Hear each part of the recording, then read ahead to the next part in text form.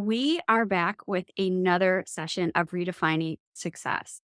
And today we are talking about overcoming fear. And really, sometimes that's the crippling thing that holds us back from doing the thing or starting that venture, starting that next job or career move, whatever that is in our life. Is sometimes just overcoming fear and quieting that self-doubt can really just make or break us.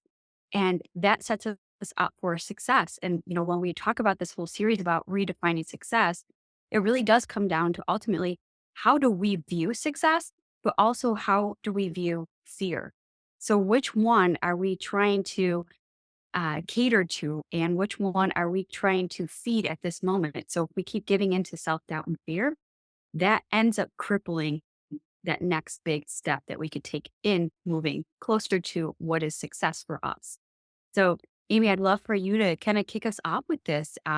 This is one of my favorite topics. I love talking about fear. I love talking about insecurities and self doubt. This is what we do on The Confident Woman, because for us to be the confident woman, we have to overcome those things. So, Yeah. love for you to kind of just kick us off here.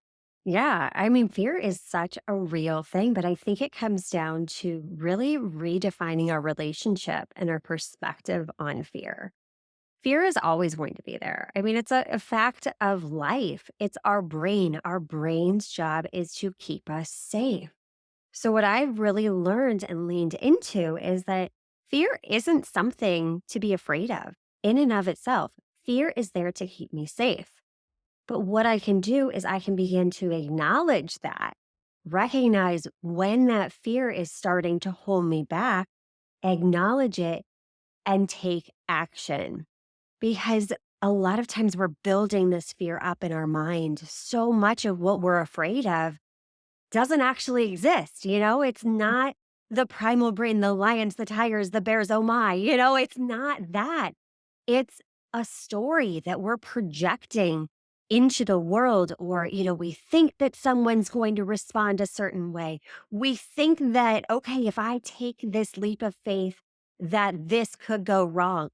Again, it's our brain's way of trying to keep us safe.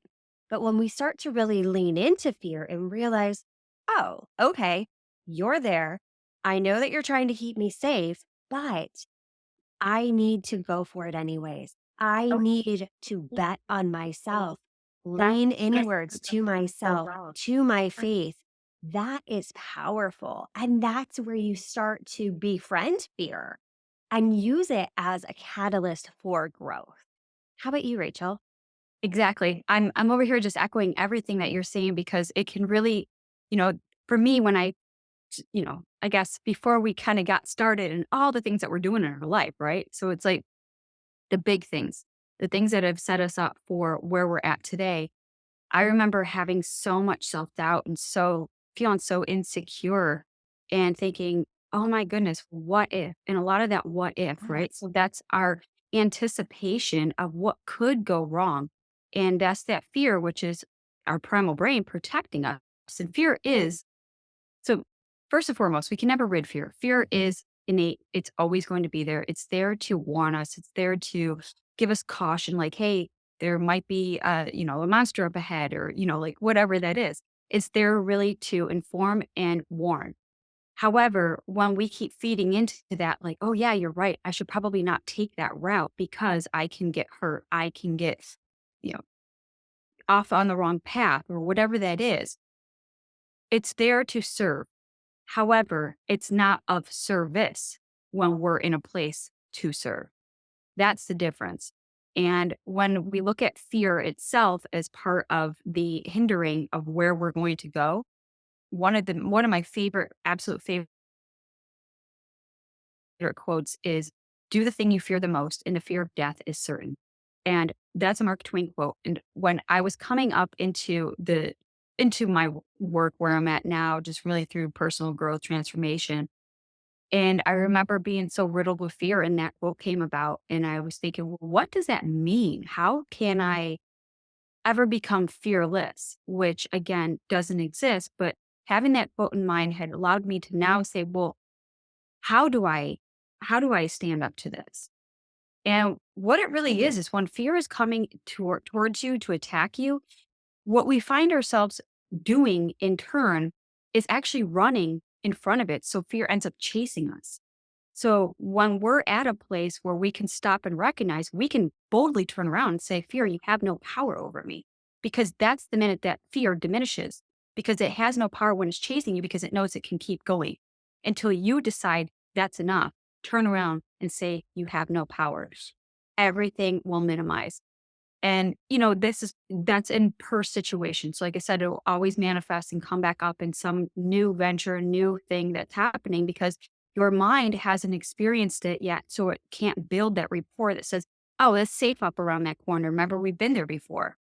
And so that's, when we look at that fear, again, it's used for fuel, but it's also there for your protection. But you have to discern between the two. What is it feeding and fueling in this moment and in this season of your life? And that also comes with that self-doubt, because if we haven't done something before, that doubt will creep in. Fear will validate it and say, yeah, I remember that's that thing. And so now it's becomes this cocktail and recipe for us to just, you know, either do nothing about it, turn away, or give up. And that's the complete opposite of what we're trying to do and promote here on this series, which is called Redefining Success. Because when we can tackle that fear, we're redefining what fear is, we're redefining what our future is, we're redefining what success is. And in turns, we can actually redefine what failure is, because failure isn't the opposite of success. Failure is actually the stepping stones to success. So, Yeah. how about you, Amy? Yeah, absolutely. Like failure is just, it's self created. It's a story Mhm. that we're telling us. But so many of the things that you just mentioned, I was jotting notes down. And one of my favorite things was really to start to question it. That's one of my favorite things to do when I find myself just getting paralyzed, getting stuck in that analysis paralysis. A lot of times it's that subconscious fear. We don't know what to do. So we would rather stay safe and stay in that state of fear. But really starting to question it and say, you know what is worst case scenario? If I went for this thing, if I, when I quit my job, that's what really helped me get through was realizing, okay, you know what? I'm walking away from this 9 to 5 job because I'm willing to bet on myself. Is it scary? Sure. Could things go wrong? Sure. But what if it all works out? What if I can be that light for someone else? What if me taking that bold action, acknowledging the fear and doing it anyways? What if that all works out for me? And it's beautiful because what our brain's doing, it's always seeking confirmation for our thoughts. And so now you start to see opportunities. You start to see those opportunities that are all around you that before you hadn't seen because that fear, that voice of fear is so, so loud. Mhm. But realizing and acknowledging, okay, you're there. I see you. But what really is worst case? And how can I leverage this, as you said, for fuel? Because, like you said, we always are hearing in society, oh, you have to be fearless. You have to be fearless.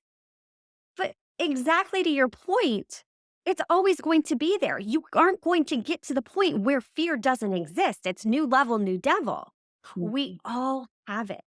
But when we can acknowledge it, when we are aware of where and how it's holding us back, and often it's subconscious. So, really taking the time to lean into our faith, to get quiet, to quiet the noise around us, and realize where that fear is taking hold of us, and to boldly move forward. Having that faith in ourselves is crucial, absolutely crucial. We have to have that faith in order to move through the fear.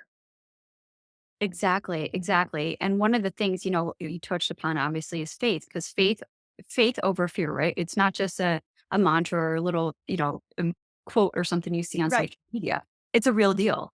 So the importance of having that faith in overcoming fear helps build that confidence. And so when we can overcome fear through faith, and here's a verse that I love to share here is Mark 4:40. Why are you so afraid? Don't you have any faith yet? That's the question. What? everybody to ask, do you not believe that it's possible? And when you have that faith, faith in self belief, faith in your higher power, faith in knowing that things will work out, faith in knowing that you've come this far in your life, fear has not won. You are already winning. And when you look back at those through lines and the pattern, and when you have that solid foundation built upon faith and trust and belief, you become unstoppable. So when fear does try to rear its ugly head and peek around the corner and say, I'm that monster lurking out there, you could just say, it's okay. I got fear and nothing, or I have faith and nothing can squander that. Nothing can take that away because you're so deeply rooted in faith in who you are, whose you are, what you're capable of. And that builds that firm foundation of confidence. So that is, it's powerful. And like I said, it's not just one of those shareable memes or whatever that you find on social media. It's the real deal. Embed that into your heart and speak that boldly and loudly. So when you turn to face your fear and you have no power over me, you could speak that truth in life back into it. And that's what squanders it. So again, light will drive out the darkness, and the darkness is where fear lurks and hides. Yeah. And it really comes down to that self awareness, knowing yourself, knowing where you're holding yourself back. Because by you holding yourself back and playing small, you're not able to fully serve others. And that's something we're going to dive into a little bit deeper next week is just that authenticity in leadership. Knowing how us being bold and stepping into these leadership positions despite the fear, despite the self doubt, and just leaning into our authenticity is powerful. And as leaders, we need to harness that now more than ever because our ability to go first, to be the leader, to show others, you know what? Just because you're experiencing fear, it's okay. So am I. We're all human. But if we can link arms together and support one another, that right there is so, so powerful. Together, we can make a huge impact on the world. Absolutely. Well said. And that's, a really great way for us to wrap up today's message because we have so much to unpack for next week. As you said, we'll be talking about really the power of authenticity and leadership. And that is something when, again, to echo what Amy said, when you start to implement faith over fear, you step fully into that leadership position. And as a leader, it's not necessarily that you, again, are fearless and that you know the way and everything's paved smoothly for you. It's about stepping boldly into who you are created to be. And so we'll dive into that further next week. So thank you for joining us.